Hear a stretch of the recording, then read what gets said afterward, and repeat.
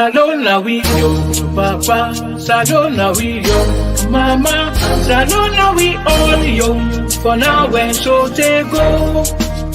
Salona we yo, papa, make we knock well out. Salona we yo, mama, make we knock well out. None sign no day na this one, wait teeth and tongue no they jam. If we take them, kill them, and use them, we go see them God. Salona we yo, uncle, not a one my yo. Salona we yo, auntie, now we all get out. They been there before we born, they go there after we don't go. Make we try for make and better for them one way go get focused. Salona we yo, young boy, make we not well out. Salona we yo, young girl, make we not well out. One hand bangles not they shake, one finger not they pick lost. If we all engage together, they go better for me and you. Salona we yo, brother, make we not well out. Salona we yo, sister, make we not well out. Grandpa then left and give we, for make we self pass am on. Refugee not to find title, elect you catch na 5-star hotel. Salona we yo, diaspora man and woman. Salona we yo, local man and woman. When we talk before we think, we must kill before we born. Make we left for take we must, then turn we country to be graveyard. Salona we yo, bamboo, make we not well out. Salona we yo, bamboo, make we not well out. All other side then they be waiting, do we just there for 12? When we make we compete look, but that not look for make we look good. Salona we yo, na papa God himself give way. Salona we yo, he not give we for make we well. When strangers say then can help, now then self then come for help. Make we left for make them take we back, fry we for feed we back. Salona we yo, na papa God himself give way. Salona we yo, he no give we for make we well. When strangers say them can't help, now they self then come for help. Then go take them make we feel good, and sit down and corner they laugh.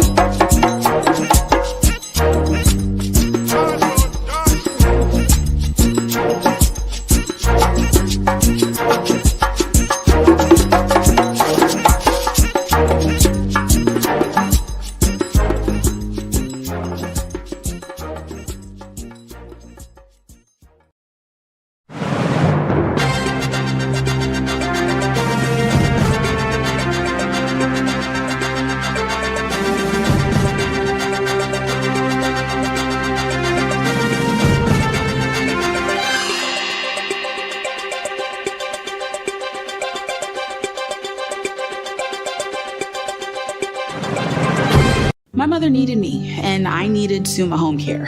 I had a lot of questions, and they had all the answers. Summa walked us through the application process all online, so it was private, easy, and convenient. Now I get paid to take care of Mom, and great health benefits too. She may need me more down the road, and Summa has skilled nurses, so I know as things change, Summa Home Care has my back. Summa is an accredited and Medicare certified home care agency. Get paid to take care of your loved one. Call and apply today from the comfort of your own home. My mother...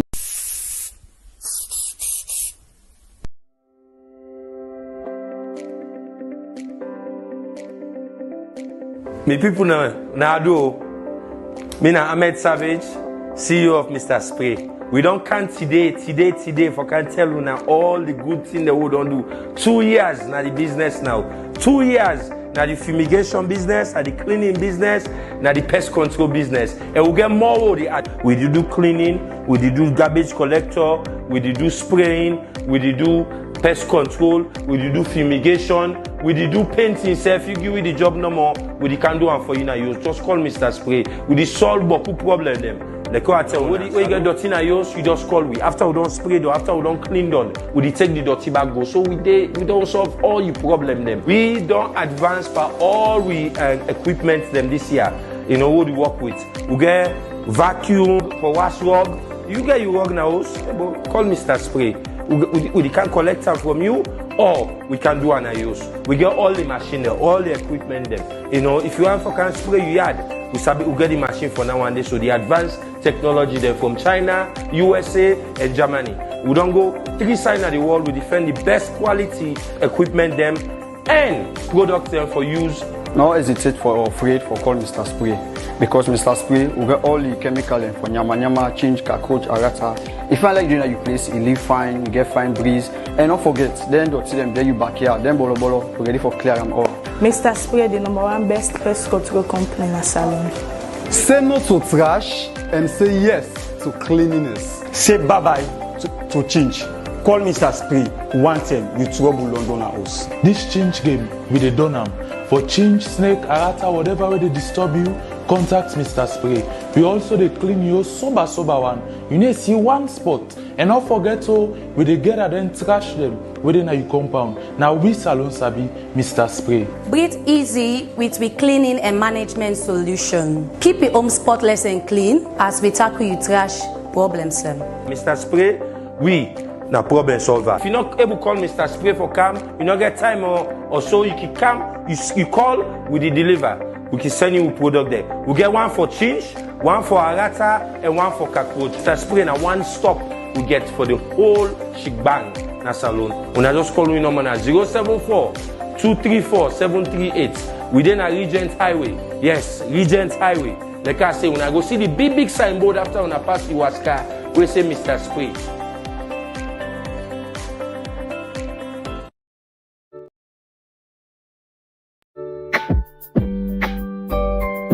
Lord have mercy, but me I tire self.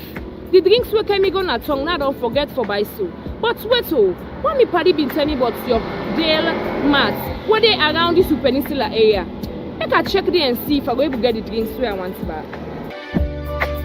Yorkdale Mart. Now the place this bang beyond so then get different kind drinks them na ya. We include alcohol, wine, soft drink and juice for affordable price them. In our top there, Yorkdale Mart gets different partition with other items and like breakfast item, supplements we don't need prescription, safe available. The beauty section not for talk as then get different kind cream for all skin type and perfume we go last na your clothes after you don't wash them. Then same ways to get different baby care items them and toiletries. Local content items safe available na Yorkdale Mart. You no need for go back na tongues. When you run out of cash, you can easily do cash out with any mobile transfer platform with Yorkdale as money number done at the end. These marts not just get affordable and original things them then sabi talk and attend to customers. So you wait tap or there around Peninsula Road Sussex can stop na Yorkdale Mart where they a big fuel station for anything where you need, or you can call them na 078-262-025. Yorkdale Mart on a one-stop shop na Sussex Peninsula Road. Famble them on a good afternoon. Mina Morenike. I hope so na they hear me. Mina Morenike, I welcome on all to today Yard Road Show. A day na Greensboro, North Carolina. I hope say una all do well since we saw una last week Saturday. And I hope say una get una little thing for drink near una because today's show, as usual, go be very, very interesting. Before I continue, make I bring me co-host Kamla, I can tell una ado. Mr. Ronnie Temple. Yes, so, yes, ma. How you do, Auntie More? Welcome, me family to the Yard Road Show. They do good. I tell God thank you. How the heat na salon? Well, we can't complain, but easy. So we don't lost a lot of them tick them who they woo me for the episode flow Google shade and wherever. So now the place the humid. It's so humid. You know it miss you until you made a complaint for the snow and all thing in Boston. So now you get for be at the heat. When you they come back, bring some of the heat can't get in Boston, let them feel warm. I know Boston needs some of this heat because all time Boston cold. Boston, you go really see the difference. Some side and then but Massachusetts way in the evening, the weather it go a little bit, chill small. It go bring you back even though if in a summer. But yeah, 24/7 a hot too. Okay, we don't talk about the heat in a salon. How about the authentic cassava leaf, bitters, all them thing and then you don't make eat them? Yes. Okay. Yes. In fact, I eat cream yesterday. Really? So I go to KDU Texas. Oh, they can yes. do them projects now we go get forget program for that name if them. I just the church on that little bit. So then we can do donation where them bring rest them and everything can we go give to people them. So we'll do the first day we go now Warren, then after Warren we go York. So for the second day now in Waltina KDY the president invites we for lunch before we go do the second day we get for go do to the Muslim there we go now 3 mosque them. We'll get the oldest mosque all we go there. Orlando get for bring account to fumble them. That's amazing. For the oldest mosque. Okay. Your internet don't begin showing safe. You don't freeze. Okay. Whilst you deal with your internet, they fumble them and they bring with other co-hosts, Kamlen, Sef Kantel, Ona Adu, Chalvik, Kaboma. How you do? I do well. Good day. How yourself? I tell God thank you. Tell family I do know, yeah? Yes, family them happy Saturday. All man they do. Say everybody gets a good Saturday so far and they look forward for enjoying the nice weather we get on this side of the country because summer don't come, really nice part of the world. And so another good show. Chalvik, you plenty. I don't know outside you there. No, not inside. They are not there. You there inside or something from Ronnie in my Kadeyari. No, not from Chalvik. Me said the area I'm from Chalvik. Okay, it don't stop. Okay. It don't stop. Now the lights me go. Oh, now the light. Okay. Lights come and go. All right. Well, Chalvik, I'm glad you're able to join with today. I mean, they ask anybody authentic cassava leaf and bitters, and he say just it's cream. And that's the bluff we bought. Now I don't regret to ask safe. I believe it does make you angry, right? I know, it tastes different, smaller. Really the organic Definitely, you know that. Not a frozen, a fresh from God to man. That's okay. Yes. Hurry up and come back. Yes. Let you left for the bluff way with authentic food. No, that's me the all just so you know. What did I do well? Wow. And KDU Texas do well because I see some of the picture them where I don't post na the KDU Global them Facebook page. Fumble them if I get chance on I go na the KDU Global them Facebook page. The picture them, video them, all thing they do. On I can see all waiting them go do na salon these past few days there. So now today your show. I don't know if one had already. Chalvik, you know anything about Nigel? You don't hear about him before he had road? No, honestly, not before now. So just as a result of coming on the show and doing a little bit of research about him. So yeah. Okay. What about you, Ronnie? You know anything about Nigel? Ronnie don't freeze back. No, so the lights don't go back. Remember, oh, they back home, lights don't go, lights don't come. Remember? I know. when the lights can Solman Kiala, hey, Lights don't come. lights don't come. Oh, then the Lord have mercy. Lights Who be no don't go, say lights we don't go come. steal the Panam today. Seriously, me for be a thing of the past, but to say, not with salon. Moving on. I don't ready for bring we guests come. Fumble them. This pussy why they bring can so plenty of we no know bottom. Me self no know bottom until somebody tell me bottom. Now say, pussy like that they fit for Canayard Road. I say, when give me a number, I they reach out to them. And I did. And when I reach out to him, he no hesitate. He say, yes, I they come na Yard Road. So, fumble them.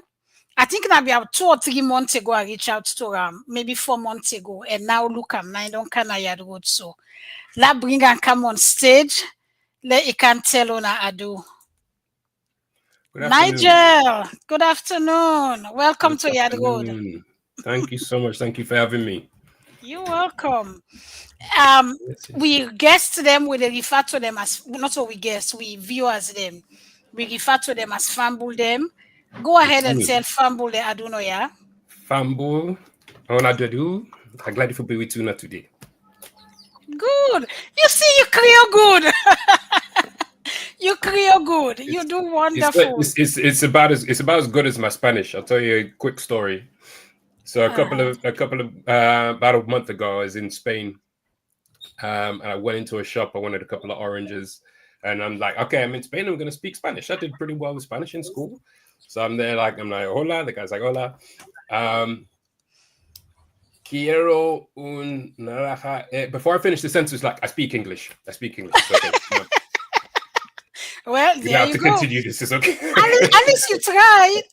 Yeah, I did try for that. Yeah, you tried. I'm so happy to be here. So happy that like I was saying backstage, I'm so happy this show exists in the first place. Thank you. Much less that I actually get to be on it. So thank you so much for bringing me on.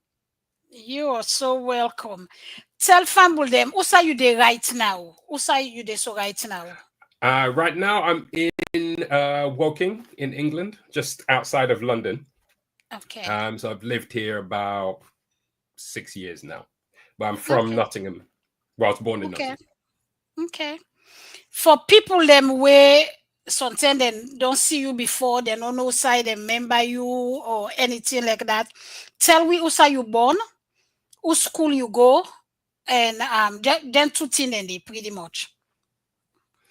Grier Fumble might not know too much about the schools in Nottingham. I went to Brancliffe Park School, and then I went to Manchester Metropolitan University. I was born in Nottingham in 1981. It doesn't seem like that long ago, but when I start counting backwards, I'm like, oh, that's further than I remember. But yeah, I mean, from a very young age, I was surrounded by Sierra Leonean culture and Creole culture.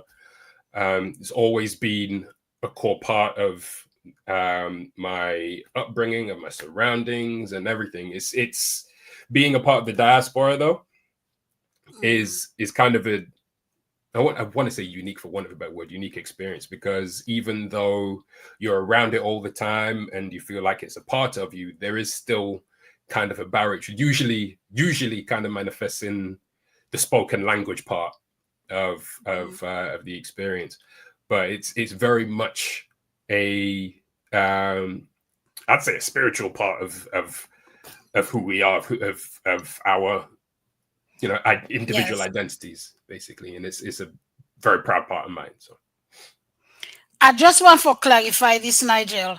Both your parents them are Sierra Leoneans, right? They're both Sierra Leonean. Both born in Freetown, yeah. But okay, but you're not born as Sierra Leone.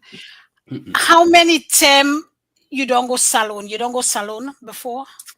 Yes, I've been. Let me think now. 1, 2, 3, 4 or 5 times, something like that.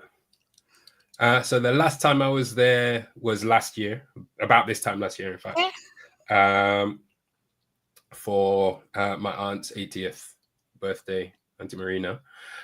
And I had the time of my life. It's one of those types of trips where you go and because it's a holiday, you don't have to rush off to work, you don't have to worry about this, that, the other, but you can just kind of sit and take it all in. You can just kind of be in a Creole speaking and a Sierra Leonean environment. Because one of the things about being in the diaspora, particularly being of Sierra Leonean heritage, is there's a very strong presence kind of within the home, and there's a strong presence within the community of any Sierra Leoneans that might be in the same city or within a similar drive or whatever. We a lot of times when I was younger, we'd drive to London for somebody's birthday or somebody's wedding or a New Year's Eve party or something like that. And, that's a fully Sierra Leonean environment. And that all seems very familiar to me. But you step out of the house, that's just not there. Yeah. And this is not to say that there's no Black culture to engage with, because of course there is. There's a huge Black culture in the UK. But there's kind of a tendency to kind of homogenize quote unquote Black culture in the West when it is so diverse. Even if you were to separate African and Caribbean culture under the umbrella of African culture, that's so broad. Even if you're just talking about West Africans, but having the opportunity to be in a fully Sierra Leonean environment would normally only happen if I was around family or friends of family. So to be able to go to Freetown and just you step out the front door and it's salon. Yes, it's salon.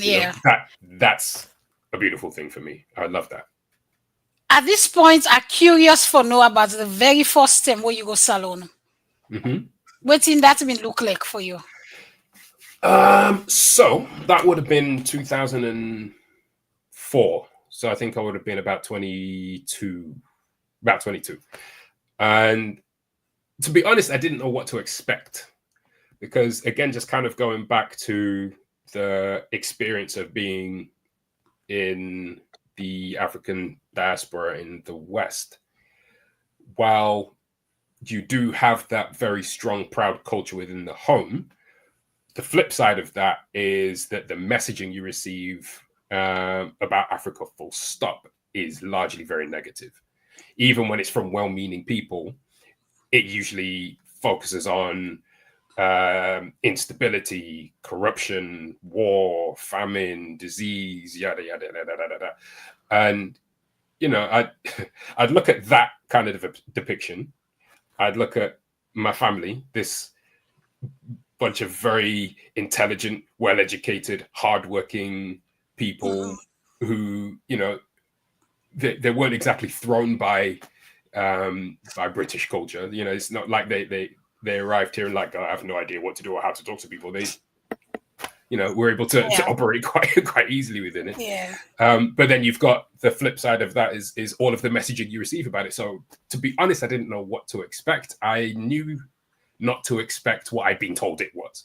So one of the things I think this served me quite well is that when I'm going into situations like that, I try and put my mind in a sense of in learning mode, basically.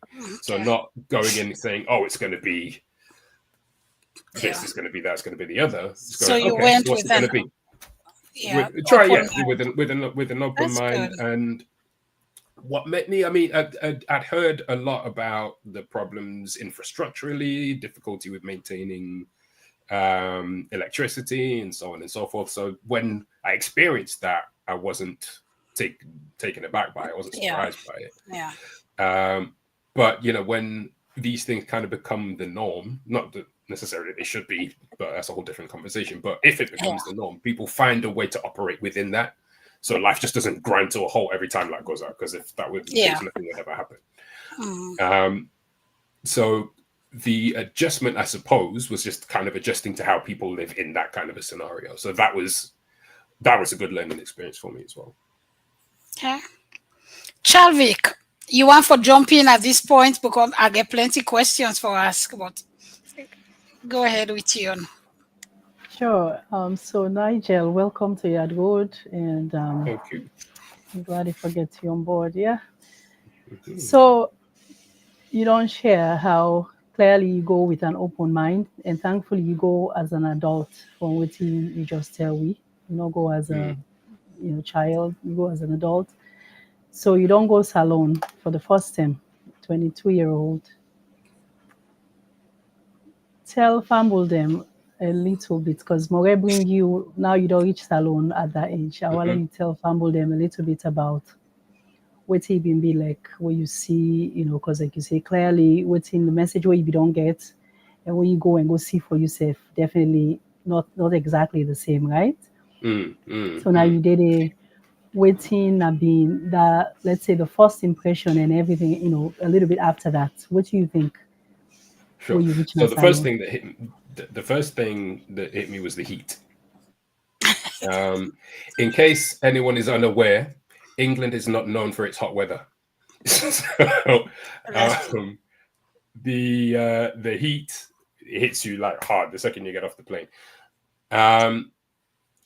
And I think probably the most chaotic it ever got is the whole transit period, getting from Lunge across the bay, whether you're catching the ferry or the hovercraft or whatever.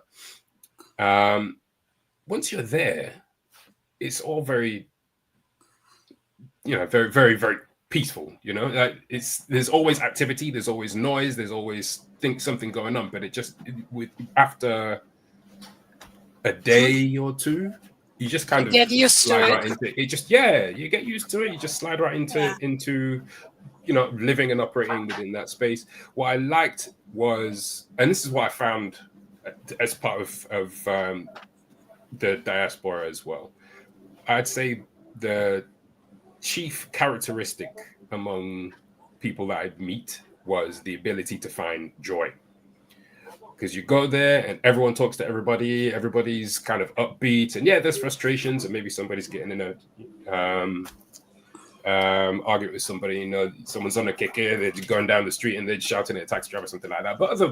But even within that, the overall sort of vibe is one of just life and joy. The kind of despair and misery that tends to frame depictions of Africa as a whole just wasn't there. That despair wasn't there. And this is not to say that there weren't people in despair. It doesn't mean that there weren't people who were struggling, because of course there are. Yeah. But it didn't permeate the whole environment. You didn't just walk out and everybody was all like, life is so terrible. Everyone was, they were getting out and they were working, and everyone was talking and there was a vibrance, I guess, is probably the best word to So you're right, because once you get there, then you see how people interact, regardless of how hard life might seem for be. But people make do with what they get, basically, right? People still adjust and live a normal life regardless of whatever they might be going through. Some with big smile on their face, for that matter, right? I'm sure you'll be able to see that. So one more thing I want to know, you don't cross through Lunge, you don't come, like you say, that of itself a whole big experience, but not to all country. Not to all country get our, so that you first, and I really like what you mentioned that, because I'll be wait for you either the experience from Lunge crossing over. So you don't come out, you interact. I want to know, since of course you're born at the UK and it seems like you mainly speak English, of course, you be ever get the experience for talk Creole at any point, interact with people in that salon, and because that you been here for your most of the time. Now you don't do inside salon. A little bit, yeah. I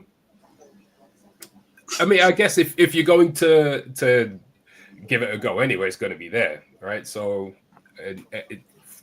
from time to time, if I see somebody, if I go to the shops or just pass people on the street, I'll drop a few phrases. But that's the whole thing about my experience with the spoken language, is that it's mainly phrases as opposed to the kind of fluency of stringing everything together and being able to kind of respond naturally and all that kind of thing. So, if I'm just asking somebody for something, fine.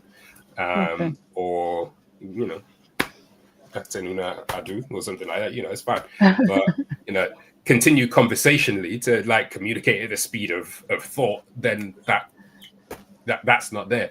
And that's one of the things I lament the most probably about not having grown up there. I mean, you mentioned actually that I went in as an adult, and it was probably a good thing I went as an adult, not a child. I actually kind of wish I'd gone as a child, looking back on it. Really? Yeah. As when I went, my family went. So me, my wife, and my son went last year, and my son is 11. And he absolutely loved it. And he got to see some of his cousins that lived there, but just kind of getting out. We went to the chimpanzee sanctuary, and we went out for dinner a couple of times, and we got to go to the beach and all that kind of stuff. Well, the tourist stuff, it's not like living there, but being in the environment and being able to talk to it, he absolutely loved it. And I just thought to myself, actually, had I gone when I was younger, because I think that one of the things we tend to forget about kids is how adaptable they are. Yes. And as adults, we've kind of built up our routines and all of that kind of thing. So it's hard to kind of shift mindsets once you get to a certain age. But as kids, you're constantly in learning mode. So he went having absolutely no idea what to expect, and he had a fantastic time. So actually, in hindsight, I probably wish I had gone earlier than I did. Okay. That's good. You're right. Because with kids, like you say, kids would adapt, regardless of what they find, and then go meet friends, cousins, and they will just do things like normal, no begin compare UK and salon or US and salon. And now they get something for look forward to. They want to go back, right? Because they don't make friends, and all these things. So, but thank you so much for sharing your experience, and we will continue the conversation. So, of course, Mr. Temple, I guess over to you. On mute. So, me a quick question, Nigel. Now, how compared to like the first time when you come in, I think say probably that you think about, so make you feel to say, for nice for you if you come early age. So how the friendly atmosphere with Sierra Leoneans, because Sierra Leoneans are friendly people who know. How they make that make you feel comfortable in terms of the hospitality? Just thinking back on it, because a lot of the time, we'd go to see family anyway, so that bond was already there. But then there were other people that I got introduced to that were closer to my age, and without even really thinking about it, they'd be like, "Oh yeah, let's go out. We'll take you to see." It's not there anymore. Paddy's. We went to when we first got there. So they took me there, and they just take me for a drive around Freetown, and we just kind of hang out. So these are people that I don't know from Adam, so they'd be like my cousin's friends or something like that. So there'd be times when like my cousin would go with me and I'd go with them, and then other times where they just come and take me out somewhere. And they didn't have to do that. They don't know me. They don't, from an English perspective, that kind of thing doesn't tend to happen. But from a Sierra Leonean perspective, that's perfectly normal. Totally normal, So being able to just kind of have a lived experience of that without it being a thing, without it being overstated, they literally just came and said, "Oh yeah, we're going to go get some food here. Do you want to come?" "Okay, yeah, cool." "Or we're going to go to a party there. Do you want to come?" "Yeah, great. Sounds fantastic." And we just go. And so you kind of get to see, and this is something I didn't even consider that I hadn't experienced before, is Sierra Leone from the perspective of somebody my age.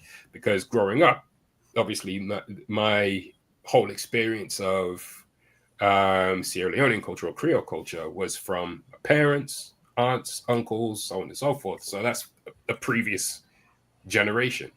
And while all of that is super important, there's a kind of generational disconnect because I'm now trying to relate to the Sierra Leone that exists now, the Freetown that exists now, without a generational frame of reference. So having people closer to my age just take me out to do what young people in Freetown do now was really helpful as well. Okay. When we been start, you see we get commercial the way we play. One pandemic, another Mr. Spray. You be understand what in they talk about, right? Now the commercial. Yeah. I want try you create small. One of the things the way they mention a chinch. You know it's in a chinch? Chinch. Chinch, no, I don't. What's chinch? Bed bugs. Okay. You see, actually, it's reminded me of something. My late grandmother, when she'd come to visit, sometimes she'd be like doing the cooking, and I'd go into the kitchen. I said, "Grandma, what are you making?" And she'd go, "Arata, yes." Yes, not plazas. Okay, plazas, yes. Yes. I just stand there like a 10-year-old with a blank look on my face. Like, oh my gosh! I guess we're gonna yes for dinner. Okay, fine. Whatever lands in front of me, I guess that's what I'm eating. Okay, that's fine. But, that's so funny. Oh my gosh. Okay, I mean, just make her ask that. That test you create small. Yeah. See, this is the thing, like, because conversationally, you can follow it, but there'll always be a term here, a word there, something that you might not have come across before, and without a lived context of being in that environment, there's going to be stuff that just passes by. Okay, so now we'll come to the main reason which make you there so today. You're not a film, you're not a director. You're not a producer. Yes. You're not an actor. You don't act by any of you. You don't do any acting. Acted. I don't act so much anymore. I'd like to actually, but I don't do it so much anymore. Right now, my focus is being on writing, producing, and directing. I spent about 8 or so years prior to now running a short film platform where people could send their films in and we present them. So my experience of filmmaking from sort of like my early 20s was that you could get people together, you could make something just with whatever equipment you happen to have, and then you get to the film festival circuit, you start submitting your films and all of that kind of thing. Some festivals take your films, but most wouldn't. And you wouldn't be able to actually show the films to anybody while they're being submitted to film festivals, because a lot of festivals don't like your film being either online or available to watch when it's supposed to be playing at their festival. So my thought process then started being, well, if this is the case for everybody, how would like the general public, how would people that would otherwise like these films or enjoy these films ever see them? How would they ever know who's making them? How would they know to follow the work of this director or that writer or that producer? They just wouldn't. So I started a platform with the intention of eventually putting my own films on there. But so that platform is called Cameo Launch, and we had film reviews on there. We ran a podcast. We did video interviews. We ran a festival in 2023. And what it opened my eyes to were just the sheer volume of incredible filmmakers out there, the amazing stories that they were trying to tell, and also the fact that there would be an audience for those films if they were properly promoted.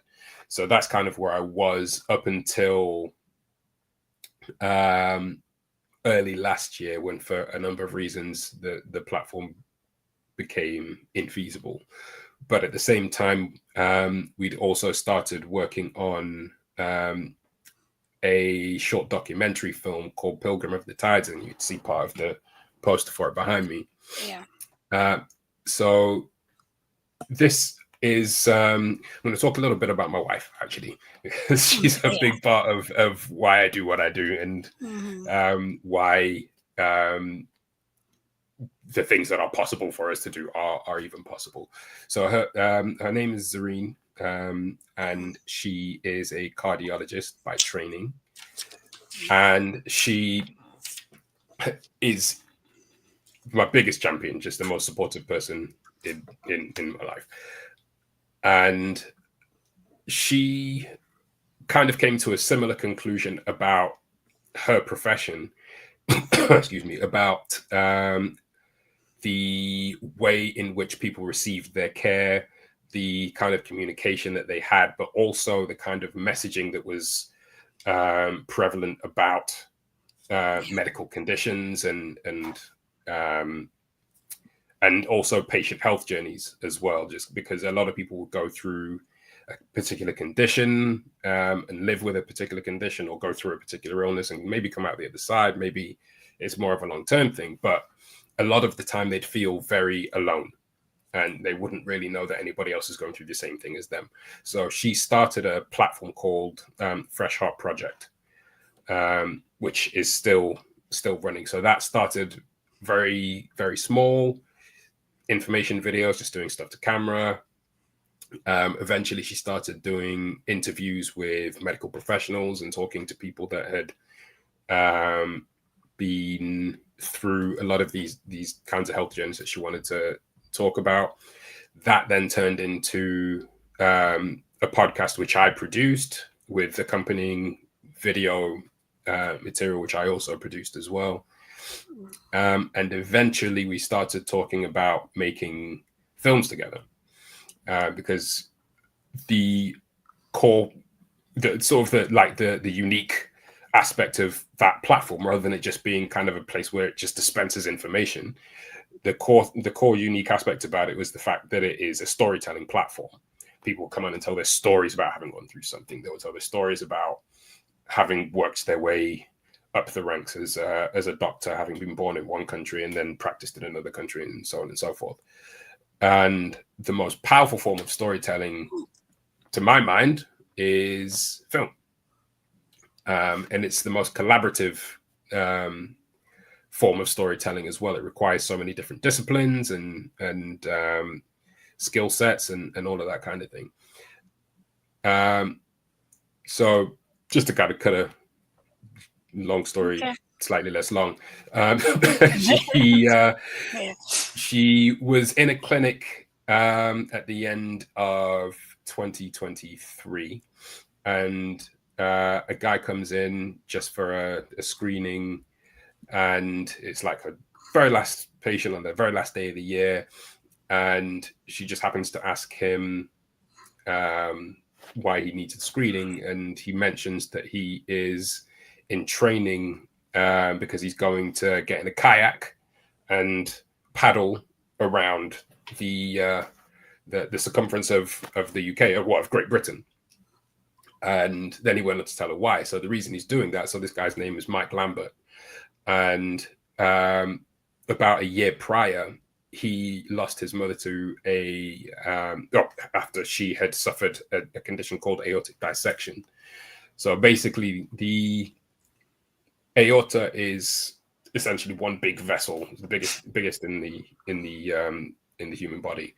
It comes out of your heart and kind of arches backwards and then continues down to the abdomen, and it's got loads of branches that branch off to different parts of the body. So through the aorta, that's where all your oxygenated blood gets to the rest of your body. It's how you get all of your vital nutrients and all that kind of thing. So when a dissection occurs, basically sort of the inner layers of the aorta basically just split apart. So you've got a constant blood flow going through it.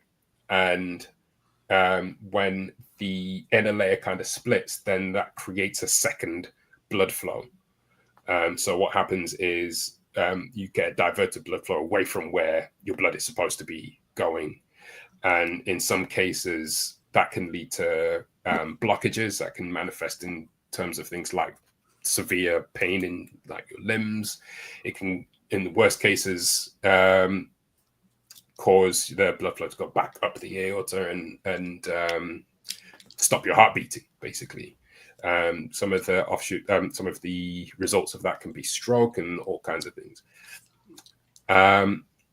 So this is what happened to this guy's mother, and on top of that, it wasn't picked up quickly enough, even though he basically went to the people that were providing her care at the time and said, I think it might be an aortic dissection. He'd had a bit of experience because his grandmother had actually had one years prior, and essentially he wasn't listened to. They're like, yeah, we don't really think it's that. We're going to rule out a bunch of things first.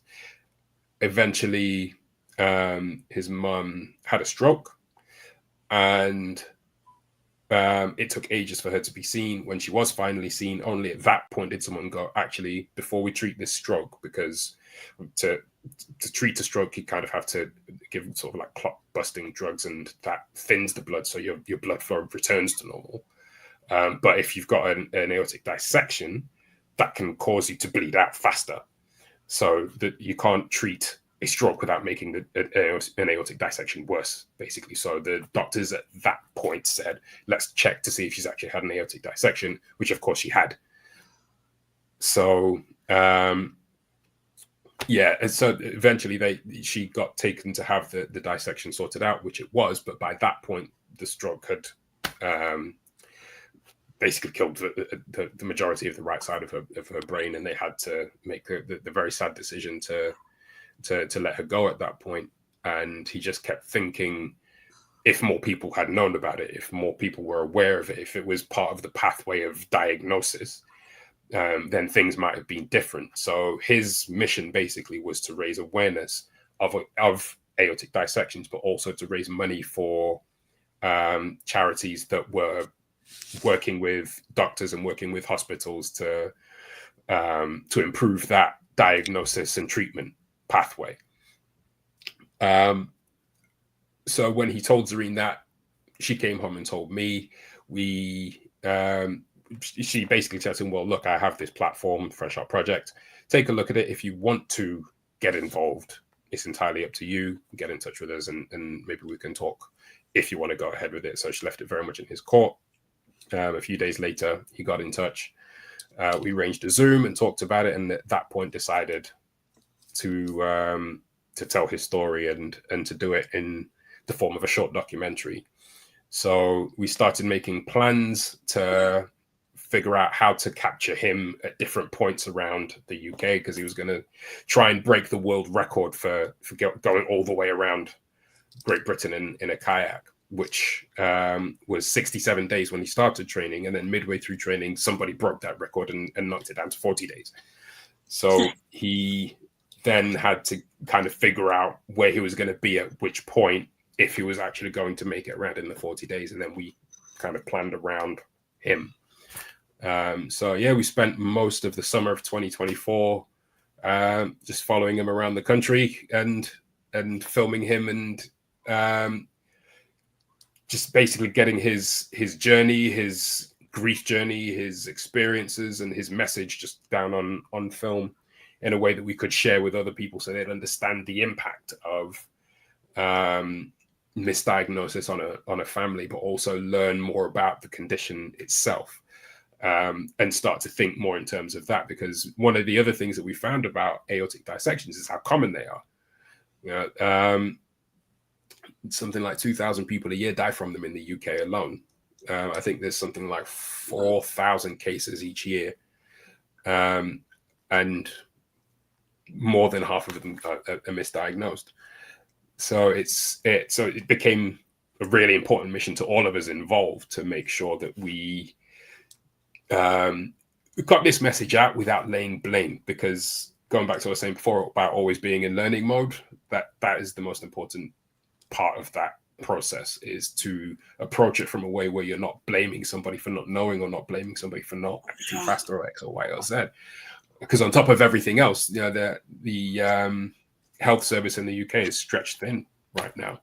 So when you have that kind of an environment, and something that is already not very well known, or not as well known as it should be, or not as understood as it should be, then you've got a situation that you need to address there. So we didn't want to make it seem as if it was somebody's fault, but we did need to stress that it is something that needs to be looked at and that there is an impact on people when it's missed.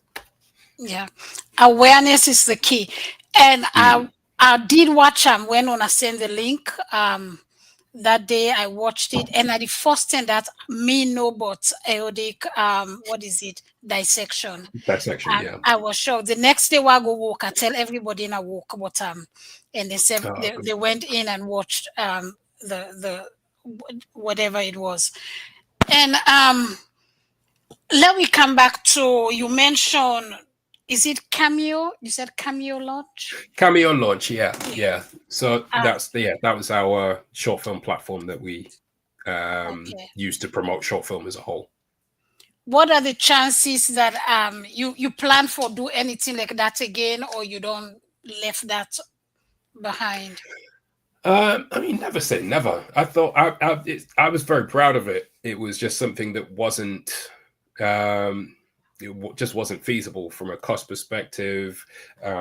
We'd moved more into doing live events, and the festival that we held, went really well. It was a really good start and something to build on. But again, without getting into too many details, we had to deal a lot with our local borough council, who just ended up not being very helpful to us at all. In fact, some of the people we dealt with ended up being actively obstructive, to the point where we couldn't actually run the festival anymore. And the knock-on effect of that basically made running the rest of the platform, it's kind of made the rest of it not really worth it, because there was nowhere to progress to.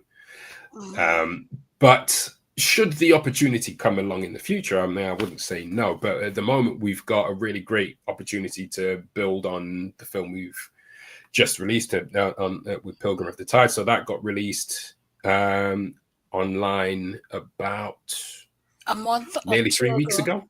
Yeah, nearly 3 weeks, and it's been getting great reviews and great comments on YouTube, and I think it's been viewed nearly 2,500 times, something like that.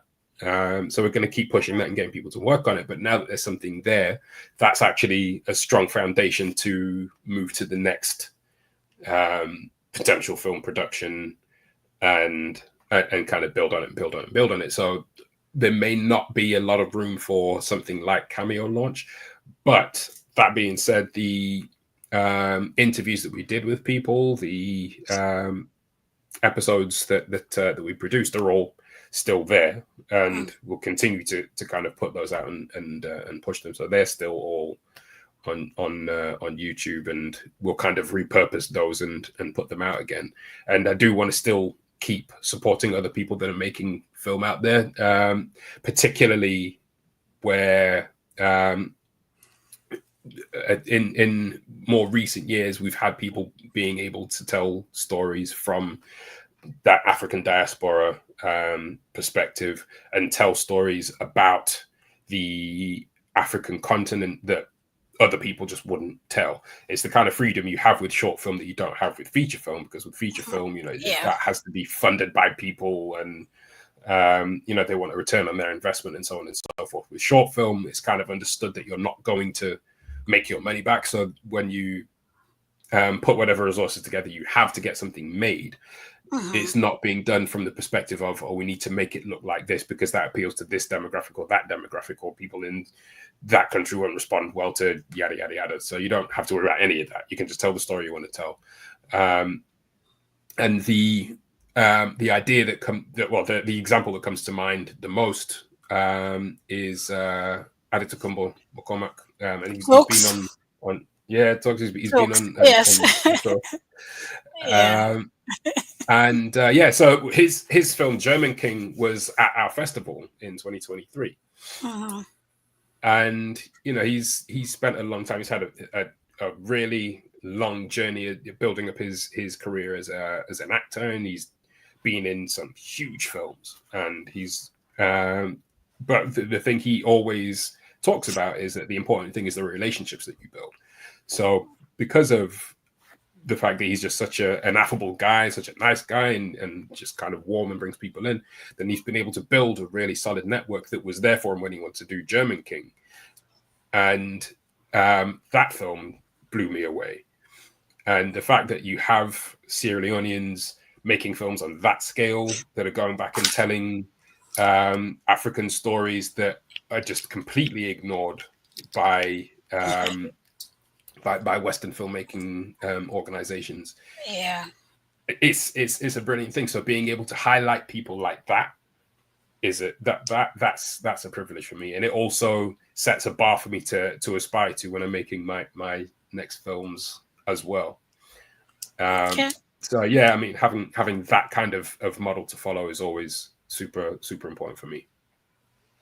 I just want to make you know, say Talks Today online, Talks Today watch right now. I sent the link to and he did say he was going to log in to watch. Good, now, make I tell you what to make I ask about Cameo launch. Of course, me a Creole, and I always inside I try for promote the Creole culture, mostly because me on Pikin I also abonam. I don't go salon a couple times, but I want for making know more about the Creole culture, so I can try for promote as much as I, and I know say not to me one green, plenty other people have not the diaspora, then safe one for making them picking they know about the Creole culture.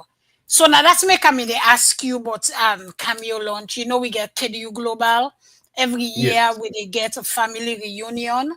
So I mean, they wonder how you can use or how we can use you or you can use this for help we promote waiting with the try for promote, not just for we but for the young one them.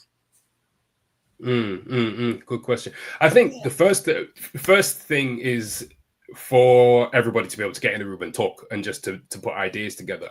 I think this is one of the great things about KDU is that having global networks, particularly focused around Creole culture, so important. Like the whole premise of this show is that we're all off doing different things in different parts of the world, and we don't know what each other are doing. KDU is a really great network for helping people connect with people that are doing different things. So my first thought would be perhaps use KDU as a means for people to get together to talk about the best ways of telling stories or promoting work. One of the things I was actually able to do with a film I made a while ago, I was approached by some people that are based in Freetown, some based in America that are running the Freetown Film Festival, International Film Festival. And they asked me to submit one of the films that I'd made previously.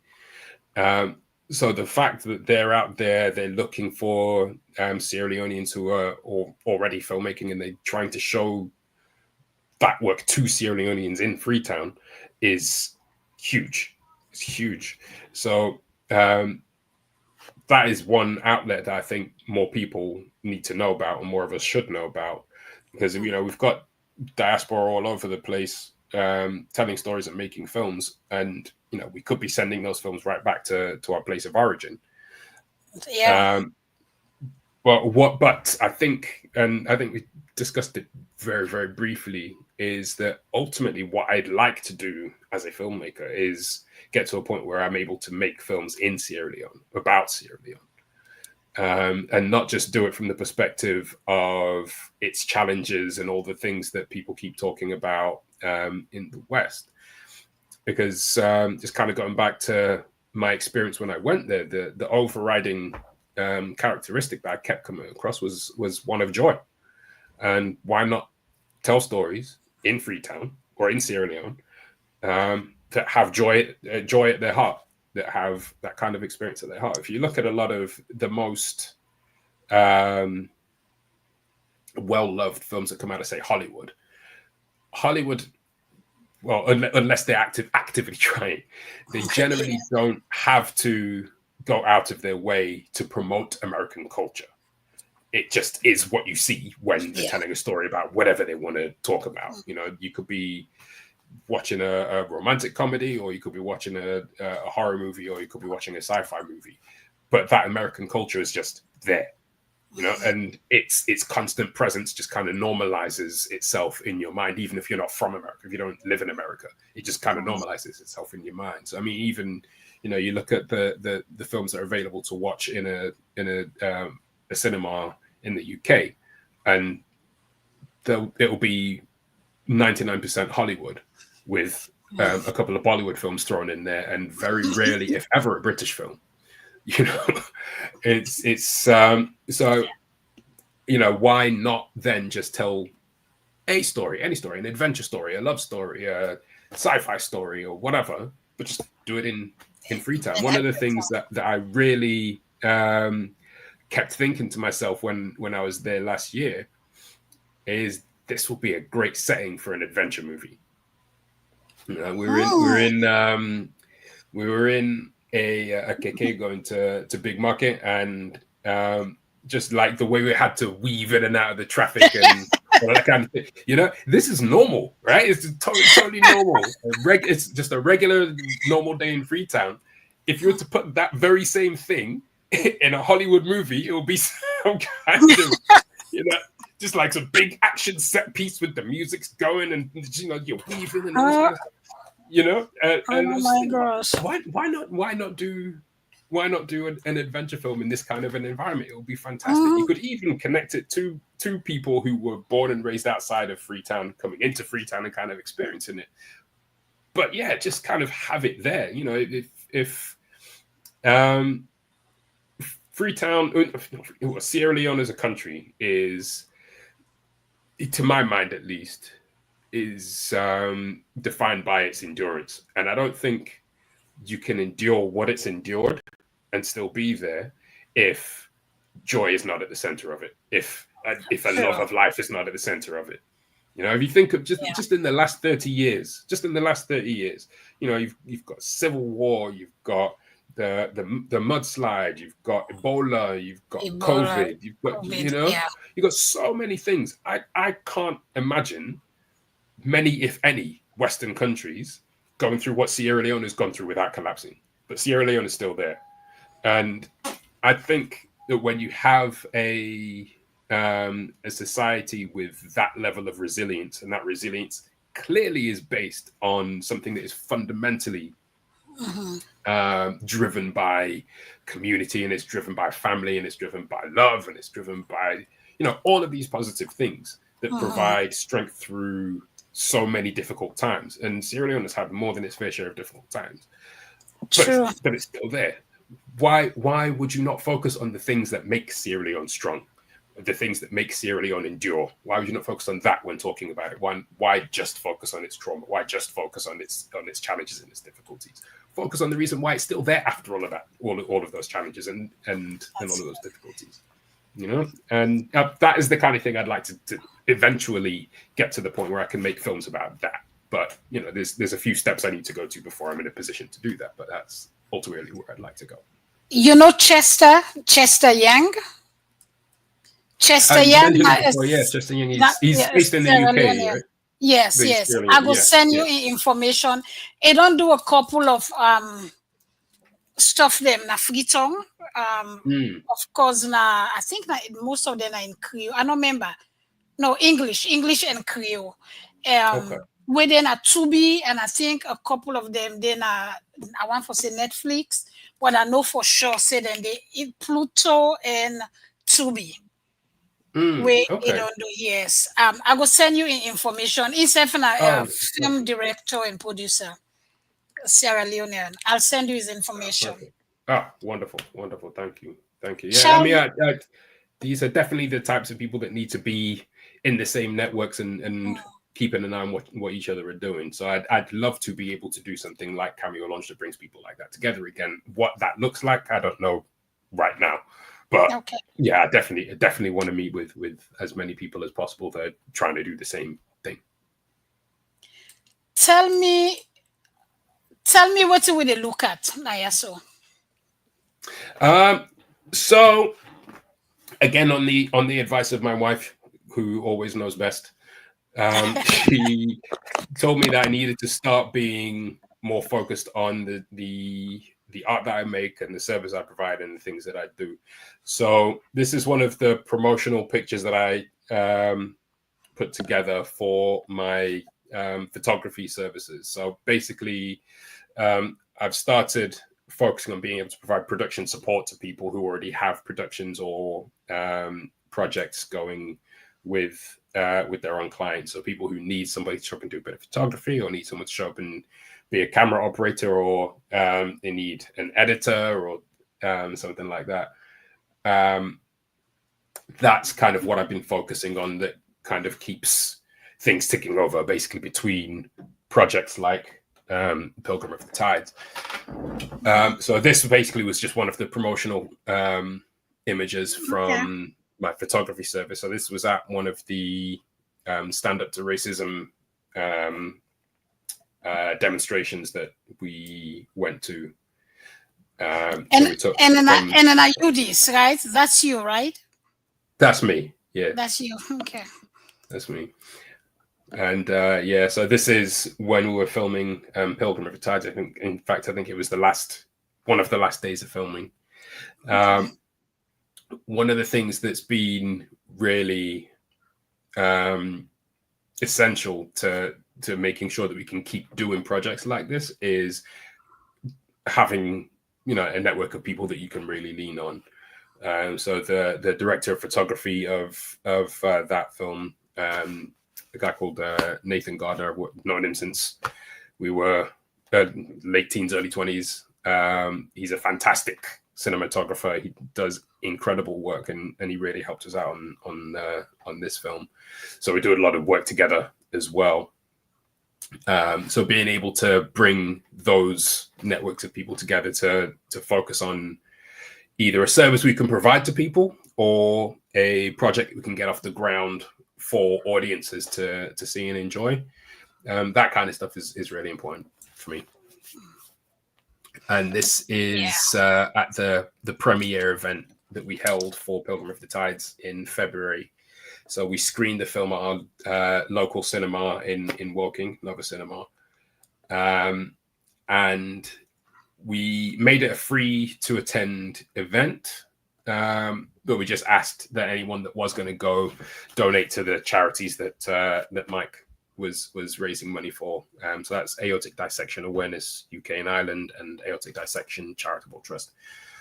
And everybody there was super supportive. So basically, we set up an Eventbrite and asked people to book on, and we ended up filling the screen, and there was a wait list as well by the time we actually ran the event, which is one of the reasons why we ultimately decided to just release the film on YouTube as well, because we were going to go through a whole process of trying to send it to festivals so that we could reach people who otherwise wouldn't have been looking for it, and try and get the film played in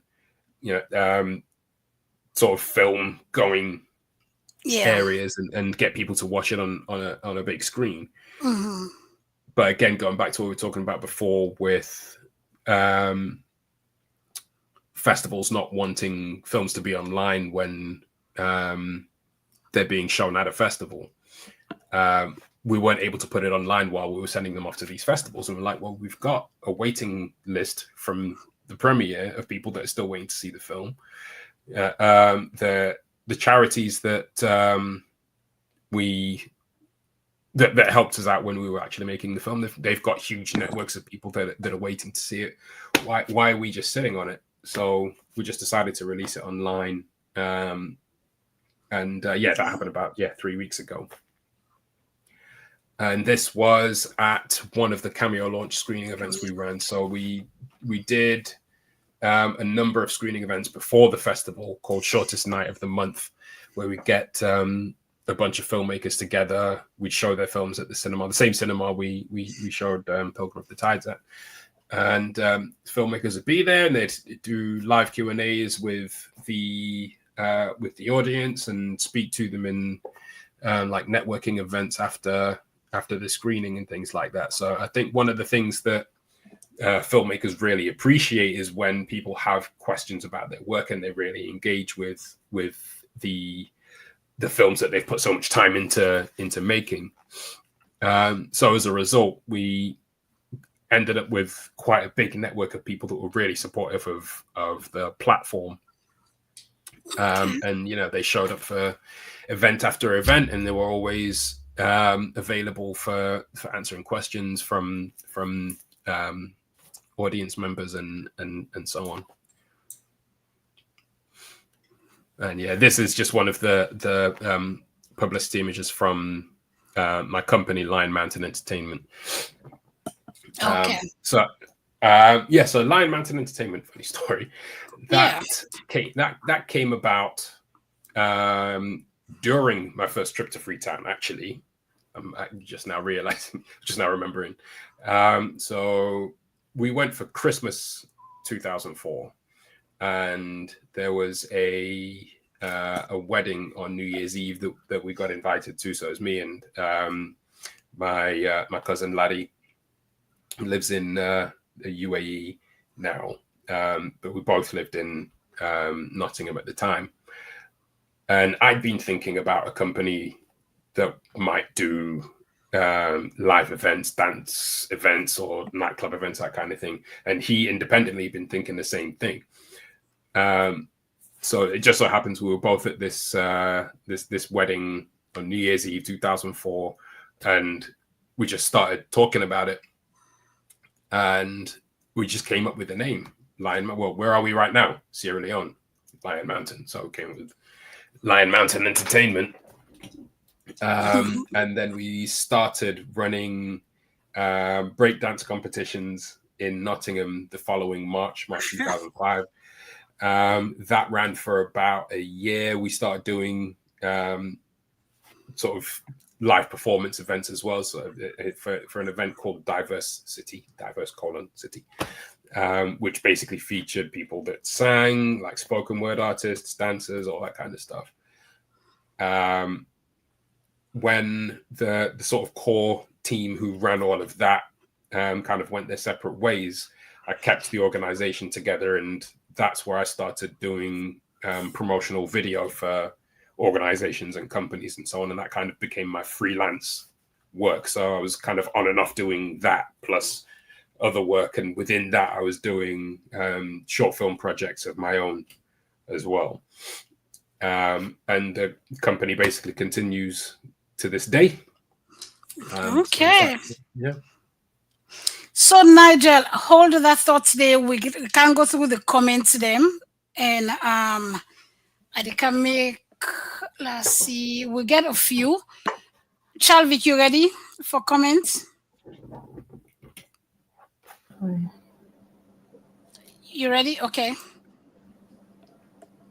All right. So Desmond Lewis come and say hi to your good family. Say on a Kushe Desmond. We hope say they do well. Alice Davis, they say good afternoon from Jacksonville, Florida. Good afternoon to you, Alice. Yep, sir. Yeah, Vicky, they say hi to Nigel. They say how the body. They ask you. Body fine. And Vicky, you read that. He said the body fine. He said glad for see you. Say welcome to Yard Road. Thank you. Daphne Lewis, he say he's so proud of him boy Pekin. I know say Daphne go log in. Yeah. Desmond Lewis, Nigel, he say if you can talk Creole. So Desmond Lewis, why are you talk Creole? He say maybe you say something, maybe you say something in Creole.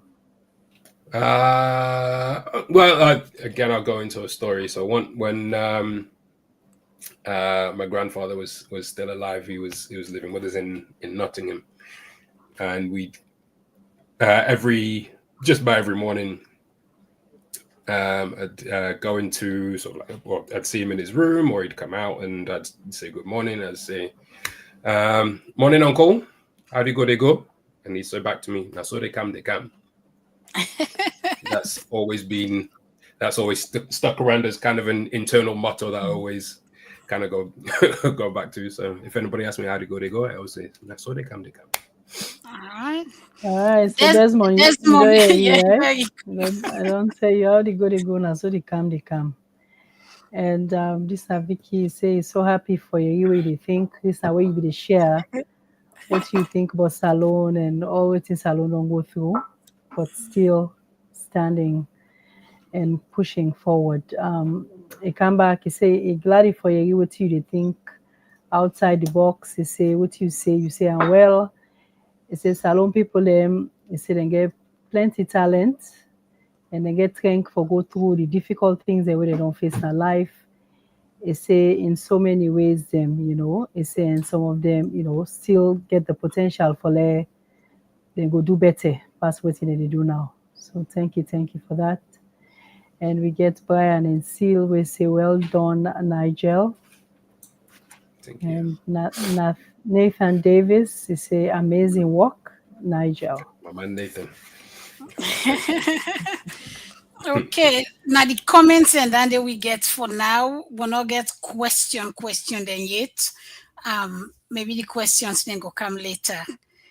Chalvik, you get any question for Nigel before we go through commercial?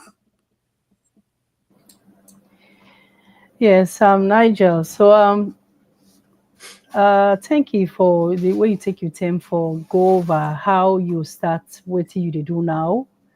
And you definitely give a lot of credit to your wife, saying because if you do what you do so now, not only it start from your wife, push, encouraging you and raising awareness as a cardiologist. So we want to tell and thank you, because now big work that one day, as we already know, easy, but for raise awareness to that on our own community, they make people, of course, they whether or not get the right diagnosis. Of course, now when you get diagnosed correctly, you will get the necessary treatment where you need. And I may want to ask you, because you take your time and go over, how, the definition of aortic dissection and how they affect the body and all them things. And I mean, just want to know, outside of being a film producer, are you a medical person? Because definitely. No. So again, this is credit to my wife. She makes me seem a lot more intelligent than I actually am. She because we end up talking about work so often. I just end up, without even really thinking about, picking up different terminologies and things that she'll talk about, or different conditions that she'll have to have dealt with. Also, the thing I didn't really go into a lot of detail about before is that she is also the producer of the films that I make. So basically, having helped her with the Fresh Up Project platform, that was helpful to her in terms of having somebody that can actually produce the content that she needed producing. It was also educational to me, because I then started learning about the ins and outs of how sleep can impact your heart health, and how insomnia can develop and all that kind of thing, or what the experience of living with like an internal defibrillator is, and so many different things that I just never would have known. So a lot of what I know I pick up from her, basically. But yeah, she has started to amalgamate her work as a cardiologist with being a film producer as well. So our sort of career trajectories have kind of crossed a little bit and merged a little bit. And she's very much the person that's kind of on the lookout for what the next project might be. And she's always kind of there looking for who potential collaborators could be and all that kind of thing. And she's learned a lot about filmmaking in the last year to 18 months, like a lot about it. So much so that it now means that rather than me having to just kind of think about, okay, well, what can I write that I can physically do? I can now think in terms of, okay, well, these are the resources that we can pull together. What can you make out of that? And I can just think a bit more with that. But Yeah, I mean, I think that's one of the things with filmmaking in general, actually, because you can talk about anything, you can tell stories about anything. It's a great avenue to learn things you otherwise wouldn't have learned. Yeah. And for me, having Zareen as a conduit to that has just opened up a whole bunch of avenues for me. Very good. Thank you so much for that. So yeah, as you just say, and earlier you been talk about the strength of Sierra Leoneans being so resilient, where we don't go through, be it from the labor war all the way to as recent as COVID. You can call different terrible things will happen to we, as a country. So in terms of you being a producer, filmmaker, the stories them, now you would pick and choose what you want for. And look at you sharing your experience in Keke. That is a whole different I story all know, by right? itself, right? That is even outside of the war and everything else.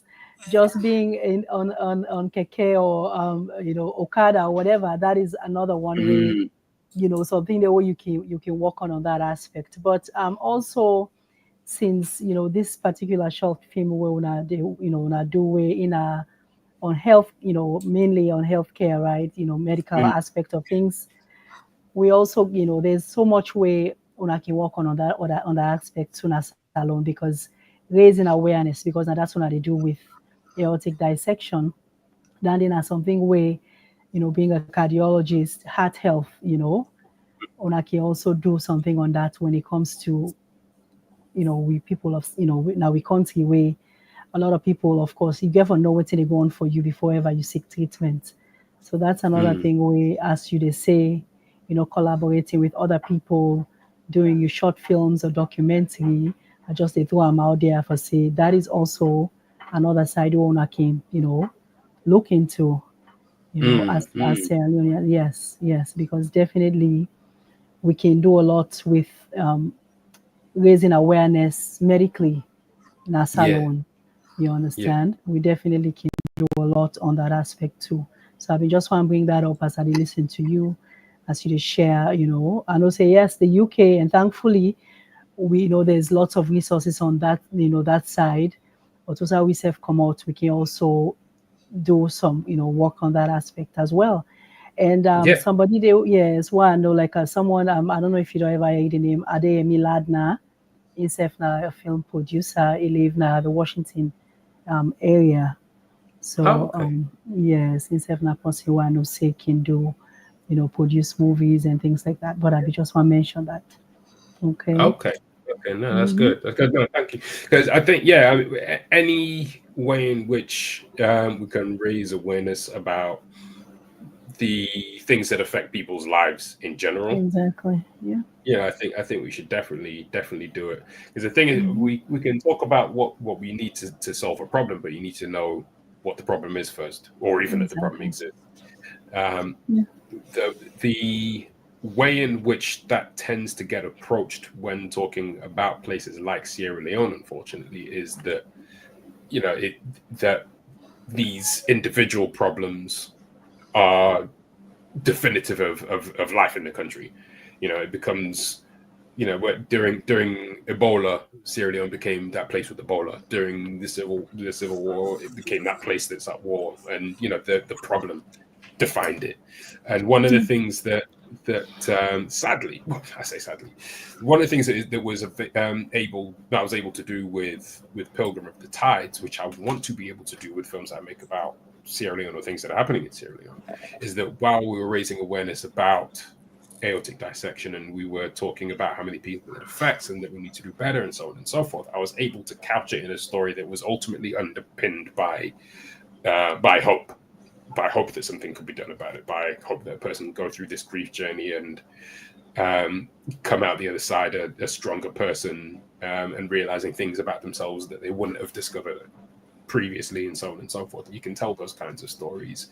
It's quite common to tell those types of stories in the West, but those aspects generally tend to be missing when we tell those types of stories about places like Sierra Leone. So what I would like to do is, if we're going to raise awareness about any given issue or talk about any given challenge, is root it in the experience of a particular person or group of people, and we get to know those people, you know, and not get to know them in terms of this is all the stuff you have to put up with, these are all the ways in which their lives are hard, but just who they are, what do they do, what do they like, what do they, you know, what's their favorite food, what's you know, which church do they go to, you know, are they even Christian, are they Muslims, a Muslim majority country, and you know, explore that kind of thing, you know, learn more about the country as a whole and through the lived experience of the person you're talking about, whilst also highlighting the challenge that needs to be met. So that's one of the things I'd like to be able to do, and I'd like to see more of when people make these types of films about places like Sierra Leone, because it's not just Sierra Leone that people do this.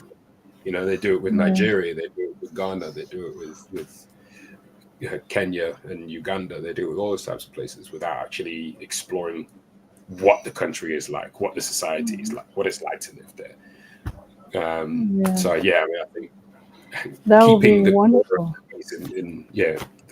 in mind is That's good. That's really good. You know, it's similar to something we do during the Black History, where we get with some of we panelists and medical practitioners, the way, and not just medical practitioners, but people that we don't share life experience. But it was about sickle cell, so we we get people that we don't live through, whether or not they're safe or they're picking them, their loved one, we don't experience sickle cell, and then we get the medical practitioners that we come and explain waiting at the symptoms them of sickle cell. So something like that. You know, your wife being a cardiologist, congestive heart failure. God knows how many people they suffer from CHF now, salon way, go get this lower extremity swelling at their foot, you know, shortness of breath, all these typical symptoms of CHF, but might not even know they have CHF because they're not on seek medical attention or anybody for educate them, for me to know classic signs of CHF, for example, where if they get diagnosed properly, then go get the right treatment instead of that turning into something else. So yeah. Sickle cell is a big one, actually. I mean, even in the UK, you know, it's kind of, you're in a bit of a postcode lottery as to whether or not you are near a facility that actually responds quickly or responds well or provides good treatment for a sickle cell crisis, for example. Yes. And you know, there are so many different little impacts on people that you don't even really think of, like where you might go to university. So if you grew up in South London, then the chances are you're probably going to be near a facility that has a good sort of treatment center for sickle cell if you have a crisis, or just in terms of your general management. If you know you're looking at where you want to go to university and you see a really great course in Huddersfield or York or somewhere in the like northeast, for example, where there's a smaller concentration of Africans or African Caribbeans, and thus not there's the infrastructure that treats something like sickle cell isn't as present or robust as it would be in South London, where there's a lot of African Caribbeans. Then you got to think about whether or not you can even do that university course. You know, because you're taking a risk with your health by being somewhere majority of the year where you might not have the medical support around you should you need it for this thing you have to live with.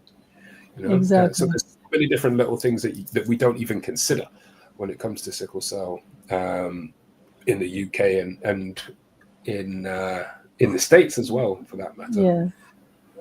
Even before you start getting into what's available or what gets missed in Sierra Leone. Wow. I get a couple of video them where I want for play and I want for make. I play the video, then you tell we waiting we watch, okay, Nigel? Okay. I think Mum was definitely the main supporter for Mike when he was growing up. Mum would take him up to races on weekends. Caroline was so determined to give her kids a good life. Mum collapsed at the gym. And Mike had been on the phone and he was like, aortic dissection, aortic dissection. Everyone that I raised that with were like, yeah, we are aware that there's a history of aortic dissection, but we do not think it's that. I've never seen Mike so distressed and just watching his mum deteriorate. And at that point, found that there was a huge aortic dissection in the aortic arch. Hello, my name's Mike. In 5 weeks' time, I will have started my world record attempt kayaking around the UK in memory of my late mum. He's been working really hard. If anybody said to you, what's the one thing you could tell me about Mike? I'd say, Mike kayaks. See you later.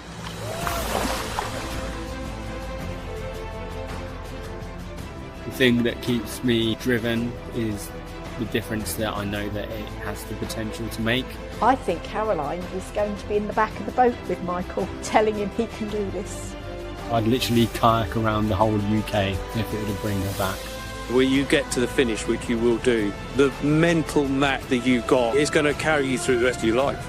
His hands will be bleeding, he'll be cold and wet, but he's got a solid bedrock of determination that will get him through to the end, one way or the other.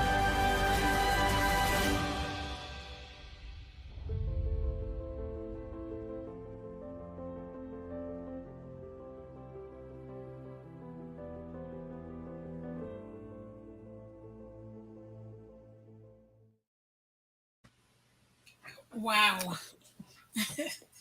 So tell me, me watching the video, but tell me viewers them waiting we watch so just now. Sure. So that was the that was the trailer for Pilgrim of the Tides. So we put that together and put it out just before the online launch. And yeah, so essentially what we wanted to do with the trailer was just kind of outline why he was doing what he was doing and the sort of the personal motivation for taking on the challenge that he takes on, and yeah, essentially we just kind of wanted to just give people a bit of a taste of what the film would consist of and the kinds of challenges that he would be facing, the fact that he was dealing with the grief of having lost his mum, but also the isolation of being at sea by himself. The fact that he felt very much alone, but there was kind of a growing sort of army of people that were becoming aware of what he was doing and were supporting him from land, all that kind of thing. The fact that he was doing something that was very personal to him, but it was having a huge impact on a whole lot of people that he didn't even know. So yeah, I just kind of wanted to encapsulate that into the trailer in a way that would make people want to know more about Mike, more about aortic dissection, more about his challenge and how he went about just kind of getting through the difficulties he was experiencing at the time. Because the thing that really struck me is that about Mike and why he wanted to do what he wanted to do was the fact that even amid something so devastating as losing a parent and losing them the way that he did, that he was still approaching this thing that he wanted to do for himself from a place of service. So he wanted to do it because he needed to work through his grief and his pain, and he had to give himself like the hardest possible challenge because the way that he lost his mother, he felt so powerless. He just couldn't do anything about it. He was literally there telling them what it was, and no one was following that up. So he had to do something where he felt he had complete control over it, but it was as hard as it could possibly be. But even with all of those motivations, he still wanted to do it whilst raising money for charities, whilst raising awareness of people to make sure that what he went through didn't happen to somebody else. And that I think is one of the most amazing things about Mike. He's just such an amazing guy like that. And the fact that it was kind of driven by that sort of parental love really struck me as well. My parents are my biggest champions. They've been just fantastic through supporting me getting going with a filmmaking career and all that kind of thing. Even if they didn't fully understand what needed to happen at certain points or whatever, they were always there and always supportive. Again, something that is present in so many of the Sierra Leonean and African Caribbean in general parents that I grew up with, and was able to kind of take their love and their support as kind of a blueprint as how I was going to approach being a parent as well. And you know, the kind of morality and values that they applied to the upbringing of me and my brothers in the UK, they brought that with them from Freetown. They brought them with from Sierra Leone, you know. And if you're going to, if I as a person of Sierra Leone descent, I'm going to tell stories. I'm going to tell stories about that. I'm going to tell stories about that kind of compassion, that kind of selflessness, that kind of love. You know, I couldn't listen to Mike's story without thinking about my own parents, and you know, what would I be pushed to do if I found myself in the kind of position he found himself in. Yeah. On that note, Nigel, I get a behind the scene question. I hope so you go answer them. When I watched that clip there, when I watched the documentary, one place when they were in the Michael being, I mean they complain, but they not complain. I mean they talk say he and them in the art, he don't tire. I don't know if you remember that part today. So at any point, if he wants to give up, anybody may talk to him, let him know give up, make it continue. Did that happen? Yeah, well, I mean, if you talk to Mike, he'll say that, you know, he wanted to give up from like day 2. You know, once he was on the water, you know, he was completely alone. You know, he had like equipment that was breaking down. And you know, he got pushed to his limit. It's not even like he reached his limit at some point during the journey. He got pushed to his limit several times. You know, he was on the water for 58 days. You know, and yeah. So there were people that were able to talk to him and give him encouragement and tell him to keep going. One of those instances is actually in the film. You might have sort of seen it briefly in the trailer, with the guy basically saying that, you know, when you get to the finish line, the mental map that it'll give you will carry you the rest of your life and all that kind of stuff. But I think the further he got around and the more people realized what he was doing, there'll be times where he'd pull into shore and there'd be a whole bunch of people there to meet him and, you know, give him food and drink and all that kind of stuff. There was somebody that paid for a hotel for him to sleep in for a few nights in a row. And, you know, the amount of people that he reached just in terms of inspiring them was huge. And they reached back by just, you know, just showing up and providing whatever they could provide. You know, they'd show up with, you know, a bottle of milk, have some milk, as some protein bars to keep you going or something like that. You know, it really underscored the nature of community to me. And it is something that is beautiful to see when it happens, because especially without meaning to sound too old, in this day and age, back in my day, you know, this day, it's very easy to feel isolated with. And I think a lot of our technology pushes us in that direction as well. It pushes us into a place where we're all very, very siloed off. We're all very individualized. We're all very this. But in instances like that, you actually see that there is still community, and people do still come together, and people do still come to support people when they do things like this. And it's a beautiful thing to see when it happens. Interesting. You say people when they get milk Nothing stronger than milk. I'm sure someone did at some point, but it was because the thing that one of the things he kind of had to deal with is the fact that he only had so much space in the boat to take things with him, and he had to think about weight because every time he'd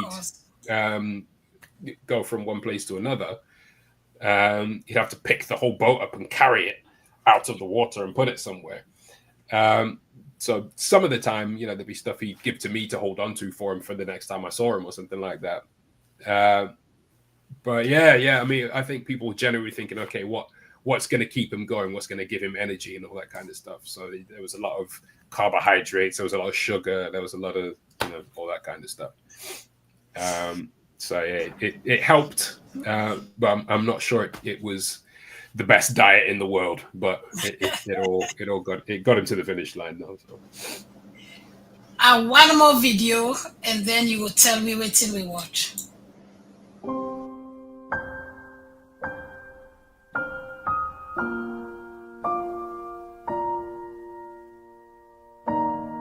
Loss has become something that,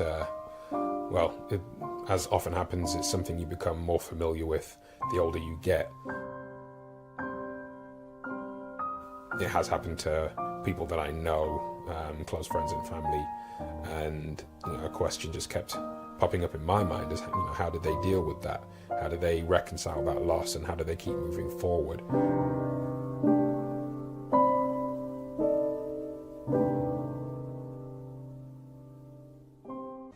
Do you want him to be the hero? Fine, he's the hero. But right now, I have to go to work. If he's the one who quit, why is it you who always leave? I have to support you. No one else is supporting us, Rianne. I'm the only one who's here for you. But you're not here. What, do you want to spend more time with me on the streets? Tell me, what do you want? Talking to her daddy. Is that true, you weirdo? No. You were, weren't you? You were right. She is loopy. So what else have you got to say to dear old daddy? No matter how much pain you're in, no matter how tough it is, no matter the cost, you need to be the one who's not afraid to die in the pursuit of victory. Is winning the race worth dying for?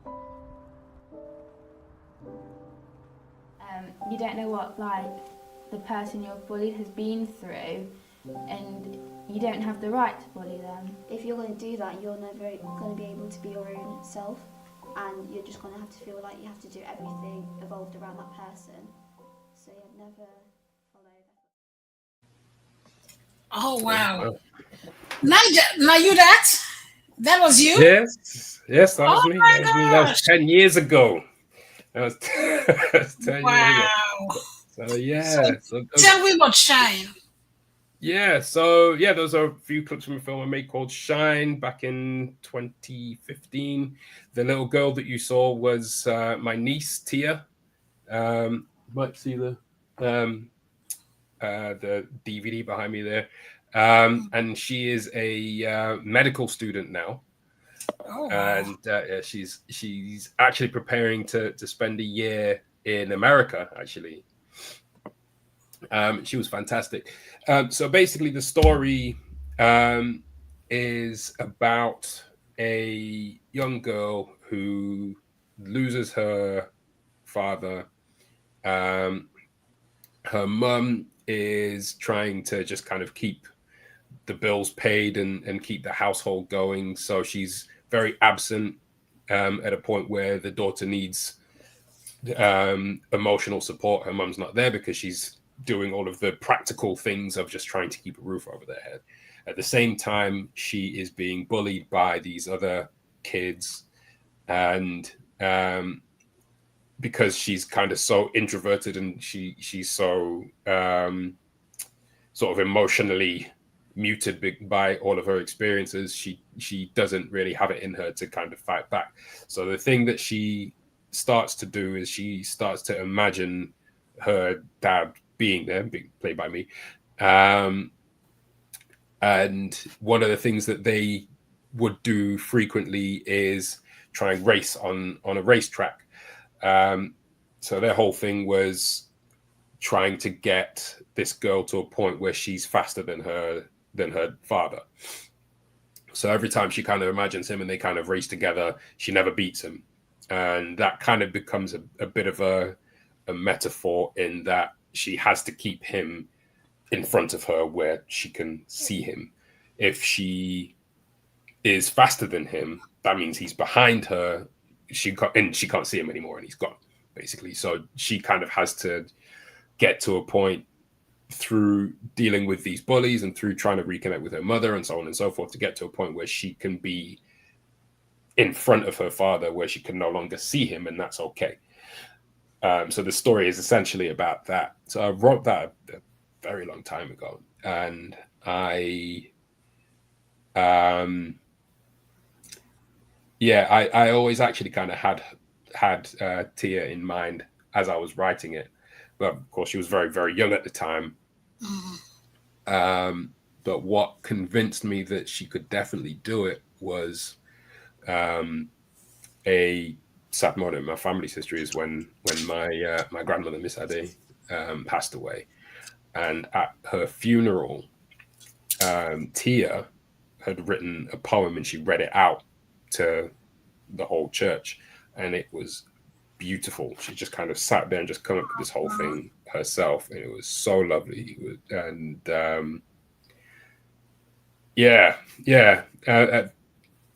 with everything else that was going on at the time, and how difficult that must have been for her. She was obviously very young. This would have been one of her first experiences with grief, and for her to have the presence of mind to kind of distill that into something that she could then express to a church full of people, that blew me away. And she's been amazing.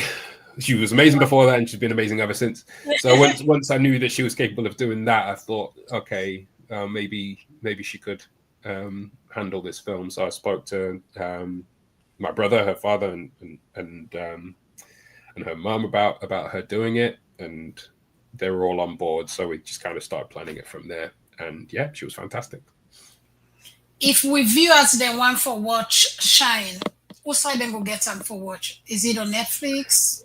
To be it's on Vimeo. I've embedded it to my website. So if you go to nigelmorganmedia.com/films, you'll be able to watch Shine on there. You'll also be able to watch Pilgrim of the Tides as well.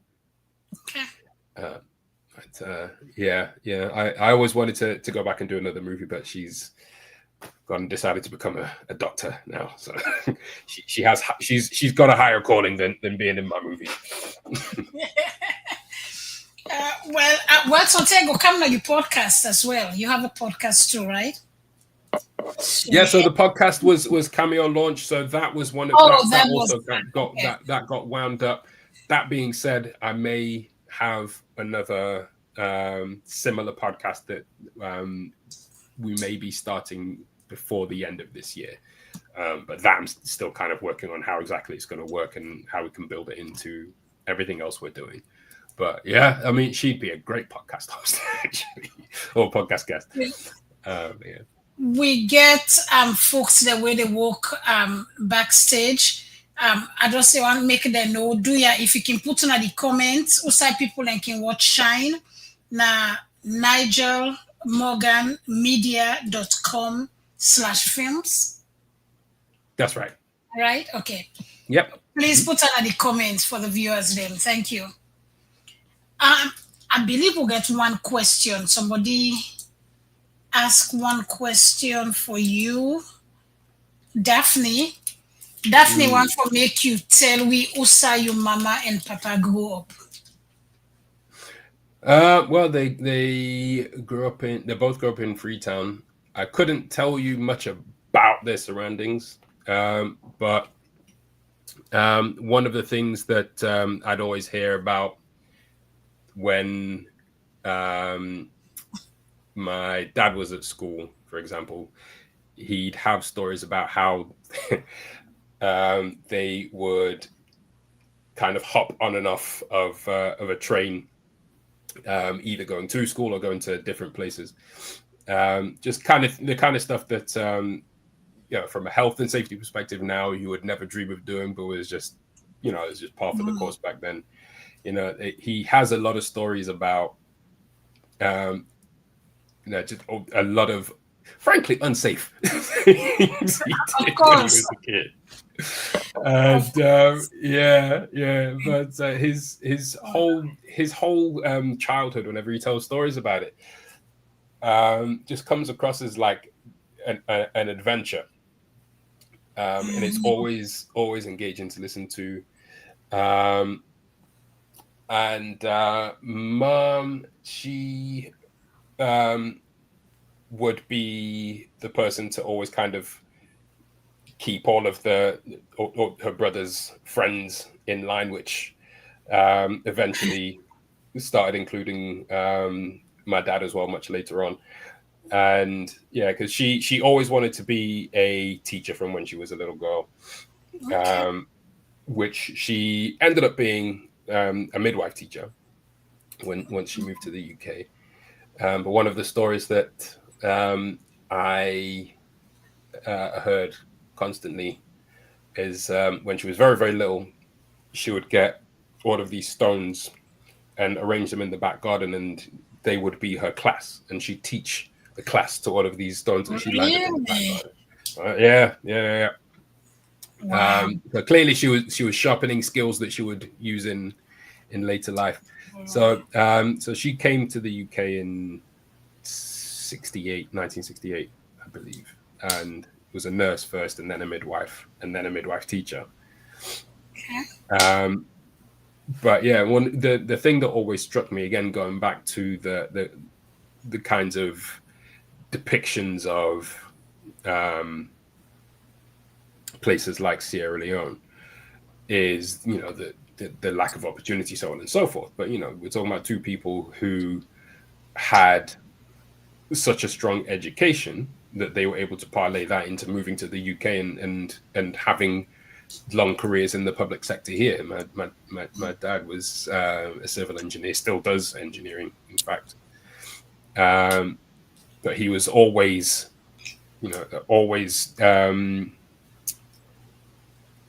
taken with building things, and different projects. I was kind of relating to, like being like Scotty from Star Trek. He could fix anything.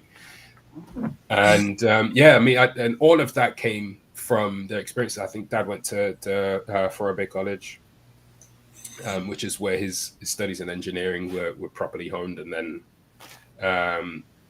came to the UK to do his degree.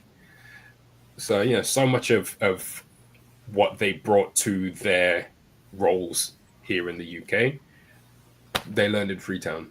All of that education, all of that discipline, all of that togetherness and everything, they brought all that with them from home. Okay. We get one obituary where they can play. Then after we come back, we want to make you give your last word to the viewers. Then what do you want for left with? Okay. Sure. Then we play this Chalvik. The writing too small for me. So would you please unmute?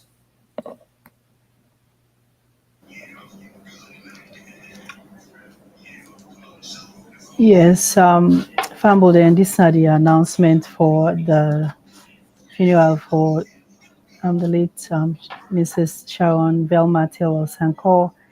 We will take place next week, Saturday, the 28th of June, and the viewing will take place at 9, starting at 9 o'clock up until 10:30. The service will start at 10:30 and it will go through 12 o'clock. And the service will happen at Zion Evangelical Lutheran Church, 7410 New Hampshire Avenue, Tacoma Park, Maryland, and the zip code 20912. Thank you. Okay. Thank you very much. So we only get a few more minutes. Nigel, what do you want for left with, especially the young one, them, the one they were they talk, let's say inside salon, where interested for go into filming. They don't know how for start. They don't know if it even possible. What's in the message what you get for them? Firstly, use the resources that you have at your disposal. You know, for better or worse, you know, having a mobile phone, a smartphone is just so commonplace now. Everyone's running around with one. Everyone has a phone with a 4K camera on it. You don't need to be able to make something great. You don't need to be able to make something award-winning or something like that. Just take what you have and just make something, anything. You know, come up with a funny sketch or a skit or something like that. Use your phone to phone it. Use your phone, sorry, to film it. And I mean, even if you have like an iPhone or something like that, you know, iMovie can help you cut it together into something small. Start small and build. But as you build, always keep community in mind, because those are the people that are going to make a success of you. Those are the people that are going to come to help you when you want to do something a little bit bigger, something that's beyond your own personal capability. Always keep community in mind. Always think, number one, when you're building like your cast and your crew, you know, build that with people who will genuinely support you and who you will support as well. Number two, when you are starting to put together projects that are you know, a bit bigger in scope, or dream a little bit bigger, think about how what you're doing might help somebody else. Because when you're making a film, your first duty ultimately is to your audience. The story you're telling, what you want them to take away from it, how you might inspire them, how you might educate them, whatever it may be. Or even if the film isn't that deep, even if it's supposed to be just like a fun little 5-10 minutes in front of a screen or something like that, what are you giving them in that 5-10 minutes? Because it's all about how you can serve. But one of the things that I've found about film is the ability to bring people together, not just in the showing, but in the making as well. And also in the bringing it to an audience. So with Pilgrim of the Tides, one of the biggest reasons why our showing was sold out was because of my family and the Sierra Leonean community in Nottingham, who have always been supportive of me and always been supportive of everyone in our generation, regardless of what we've gone on to do. They've always been there to do whatever they can do to help get us to that next level, or to get us through, you know, university, to support us through our next job whenever, you know, things haven't gone well. They've been there to support us through those difficult times. And, you know, always keep them in mind. Always think about ways in which you can provide that support to the people around you, and provide that support and that example to the people that come after you as well. Sierra Leone is a great place to do that, because I think that the bedrock of that cultural mentality is rooted in community. Yes, there are challenges, and yes, there's a lot that can be being done better. But when you go to individual families, when you go into the community, when you talk to people in the street and so on and so forth, you know, we're talking about good people, and we're talking about people that taught my parents to be the kind of parents that got me to where I am. That you're talking about the kind of people that got my aunts and my uncles and my cousins to be the people they are. So always keep community in mind. Always see how you can serve. Always see how you can help out the people around you through whatever you do, be it film or anything else. But always look for people that are that are moving in the film space as well. Because increasingly in Freetown, I'm seeing there are people that are starting to either build festivals. I mentioned the Freetown Film Festival earlier. There are filmmakers in the diaspora that are trying to go back to Freetown and try and do work. Things like Netflix are becoming more and more prevalent. So what they're doing is building an audience that can potentially receive the things that you make. So just keep an eye out for any kind of activity, any kind of networking that you can get involved in, take advantage of, and create those networks with of people that can actually help you get your things made, or people who you can help to get their things made as well. Okay. Good advice. Thank you so much for that. Thank you. Before we come to we own last word, earlier when we did talk backstage, you did mention, say you know about KDU Global. You don't hear about KDU Global. But I don't think you know much about KDU UK and I, right? Okay. Right. I go send you them contact information, and I will send Thank you your contact information and see. Who knows, maybe you will become a member. Yeah, absolutely. I'll find a good teacher there to teach me Creole properly. Good. Good. Chalvik, I think we'll get one more comment. You want to forget them before we say we give a last word? Yes, Annie Copeland, it say you go for Cantor and for make it teach you Creole. So just what you mentioned earlier about joining KDU for make them teach you, so you don't get somebody we don't volunteer already. And Annie Copeland, perfect. It say will make clear you understand, just like I in Grand Pekin themselves do. So thank you, Annie Copeland, for volunteering. Thank you, Annie Copeland. I may take you up on that one. There you go. Well, Fambuda, we don't come to the end of the show. We can give you last word now. Over to you, Chalvik. Yes, so Nigel, thank you so much for coming on board, and it's a pleasure meeting you virtually. Thank you for everything we do. Yeah, thank you so much. And as you mentioned, in life it's all about service. So thanks for providing your service in the UK. And I believe soon the Motherland Salon will continue with this good work we do. And we look forward to see more of your work as they do this work here. So, and all the best in everything we do. All right. Thank you so much. Yes, Thank you. we look forward.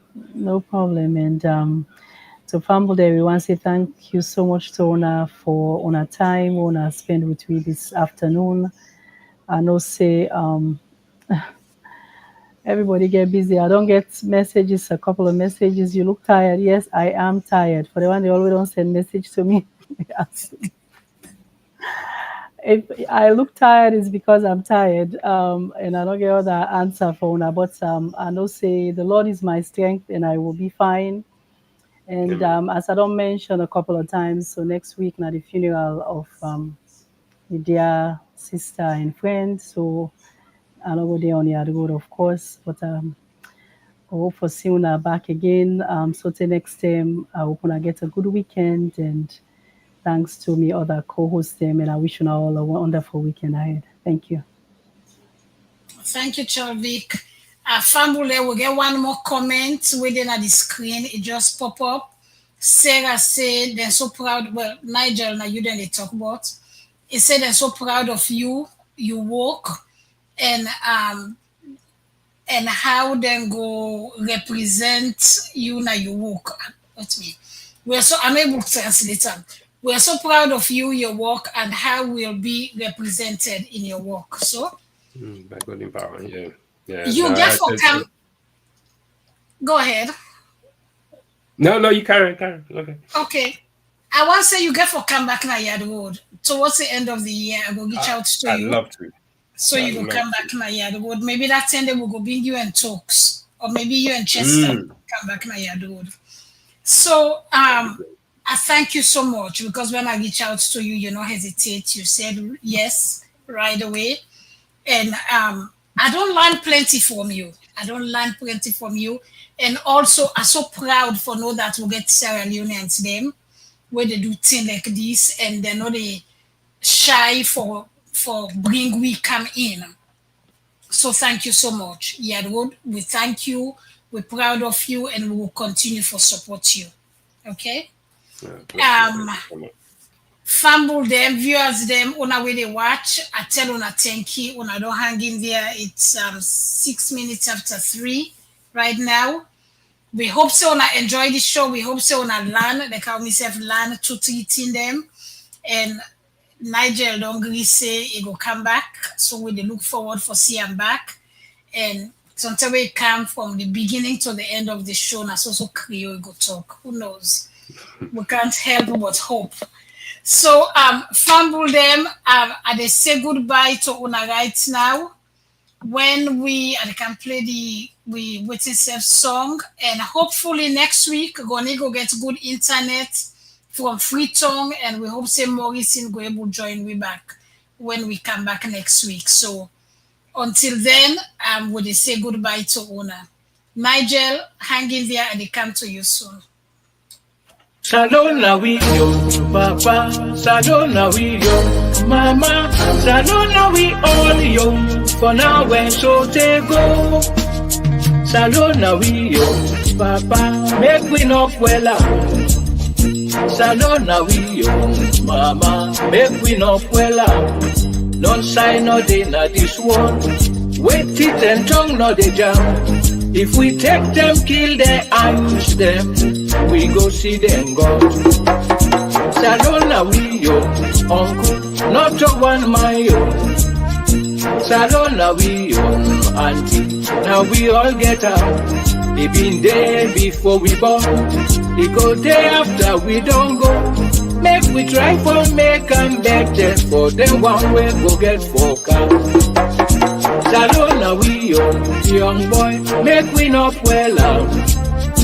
Salona we yo, young girl, make we not well out. One hand bangles not they shake, one finger not they be close. If we all engage together, it go better for me and you. Salona we yo, brother, make we not well out.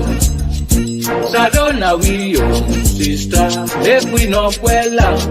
Grandpa then left and give we, for make we self pass am on. Refugee not to find title, elect you catch na 5-star hotel.